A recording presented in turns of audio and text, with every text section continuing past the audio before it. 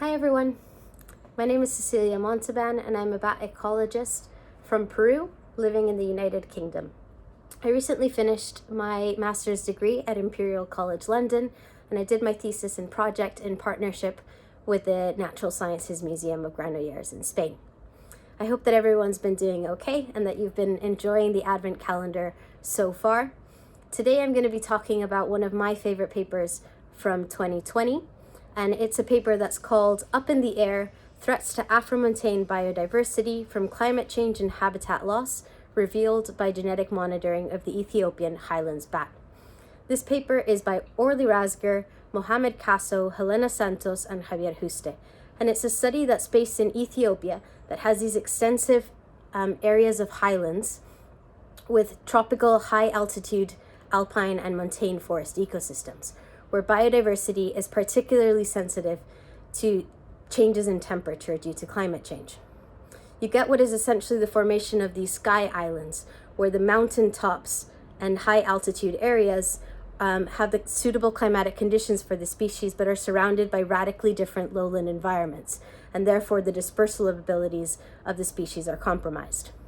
So the authors present a very valuable approach that looks at how multiple stressors interact together.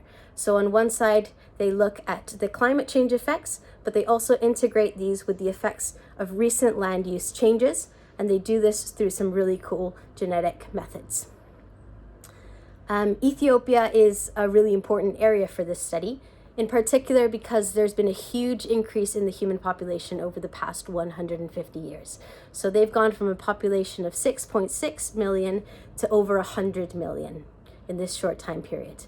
And there's been a corresponding increase, of course, on the pressure of natural environments and more human encroachment into national parks and other protected areas that has resulted in an extensive habitat degradation. So biodiversity loss in Ethiopia is something that is being documented in lots of species, including, for example, amphibian species and flagship mammal species like the endemic Ethiopian wolf. But we know very little about bats in these areas. And one of the really crazy things to me about this study is that it focuses on one particular bat species, the Placotus balensis, the long-eared bat, that was only described in the year 2000. So this species has been known to science for the last 20 years, and this paper is now reporting some really alarming findings for it. It's a bat species that is endemic to these Ethiopian highlands, and it's restricted to these Afro-alpine and Afro-montane habitats, strictly above 3,000 meters above sea level.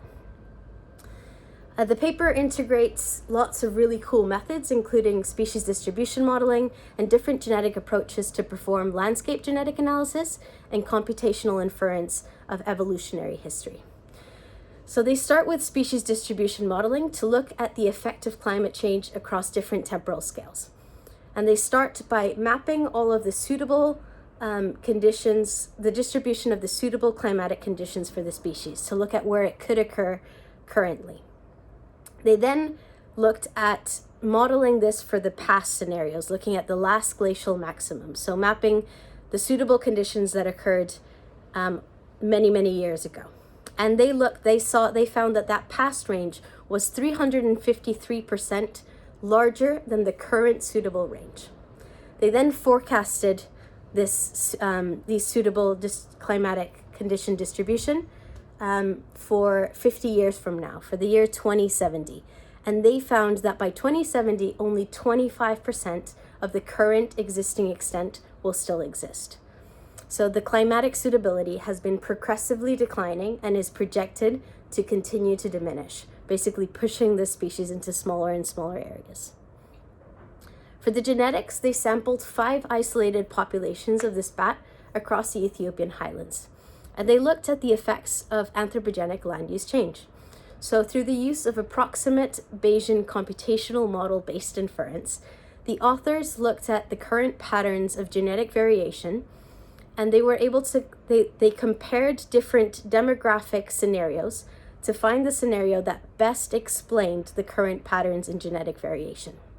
So basically, they looked at the demographic history of the population, what had happened since the split of the northern and the southern population on either side of the Great Rift Valley. Had the populations increased? Had they decreased on either side? And in particular, could they see any changes in the last 150 years? That's that period where there's been that massive human population growth and impact onto natural habitats. And they found that the best supported scenario was one where there had been a recent approximate 6-fold decline in the population of this bat species, in particular in the southern extent of their range, which appears to coincide with a period of accelerated forest loss and degradation due to the expansion of agriculture. It's also worth noting that although they documented this species across Afro-alpine grasslands and moorlands, as well as Afro-montane woodlands, they actually only found reproductive females and subadults in high-altitude Afro-montane woodlands. So that highlights the importance of those habitats in particular for the species' reproductive success. In terms of the landscape genetics, the authors showed how historic climate change and geographic barriers interacted with recent anthropogenic habitat loss to shape the population size, diversity, and structure of these long-eared bats. They found a huge impact of agricultural expansion on the loss of genetic diversity, where genetic diversity basically decreased with an increasing arable cover around the sampling point, which is a very important finding. They identified the Ethiopian Rift Valley as the main barrier to the contemporary gene flow shaping the population structure of this bat species. And I guess that's because, like has been shown in many other studies, these warmer and drier savanna-like habitats at the lower elevations of the Rift Valley are very likely to be inhospitable for this bat species. A signature of population isolation was also found in the Sky Islands. So seen through the mitochondrial DNA, they found that there were no haplotypes that were shared between the different mountain ranges, and every mountain range formed separate clades in the phylogenetic tree that they constructed. So overall, this study highlights very concerning predictions for this bat species and for other wildlife in these Afro-montane and Afro-alpine habitats. Basically, the prediction is that they are going to continue to be pushed higher and higher up in the highlands into smaller and smaller areas. And not only that, but we're also seeing declines already in the genetic diversity and suffering population declines due to the anthropogenic land use change. So the combination of these two effects is going to be quite devastating.